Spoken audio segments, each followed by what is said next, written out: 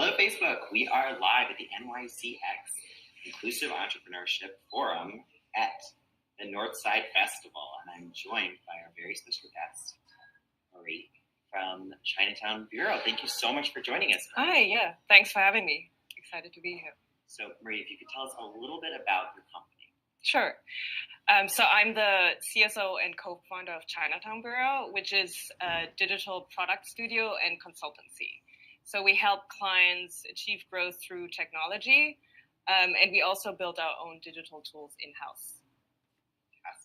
Very exciting. So NYCX is obviously a game changer. Talk to us about what it means for the industry. Yeah. So we were super excited to be part of it as like a startup in New York. And I think it's really interesting how the city of New York opened up what normally would be a traditional government bid to, in the end, anyone, because it's like not just for large corporates, but also startups. And in the end, anyone could apply. So that's really exciting because it really helps to have an inclusive tech ecosystem. And let's talk a little bit about inclusive entrepreneurship. What does that mean to you? Inclusiveness, I think, has like different aspects. Now we're in New York, so I'm actually originally from Bolivia, but grew up in Europe and lived in China. So I feel like I have a very diverse background already. So that's one piece that comes to mind. But apart from that, I think it's also about, like the climate of today, which is like gender, and then also just diverse viewpoints, because it's in the end just trying to make sure that we have different viewpoints and opinions from all players of the tech ecosystem. So that's why it's really exciting to see a city like New York now encouraging that. Especially, New York is one of the most diverse cities in the world. Right, yeah. It should be about diversity and inclusiveness, of course.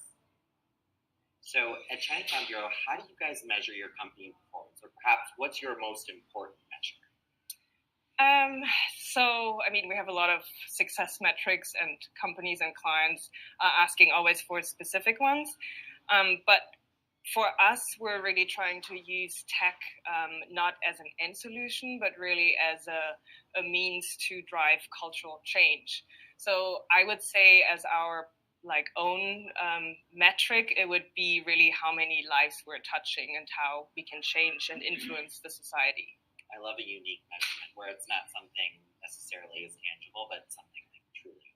Right, and then we have another list of a lot of other metrics, ones, but right? Yeah. All companies do. Right. So you're a very, accomplished co-founder of a company. What is one life hack that you use to get just a little bit more out of your day? I have a pretty specific life hack, which is getting up in the morning at 5:30 and really having a morning routine. And luckily, my husband is also doing it, so it's easier. But yeah, it's getting up at 5. It starts with apple cider vinegar and goes over meditation and working out for an hour, over to having a smoothie and probiotics. So it's trying to really be healthy in the morning. Then I feel like I've already accomplished something, and at least it gave me some kind of calm for the day.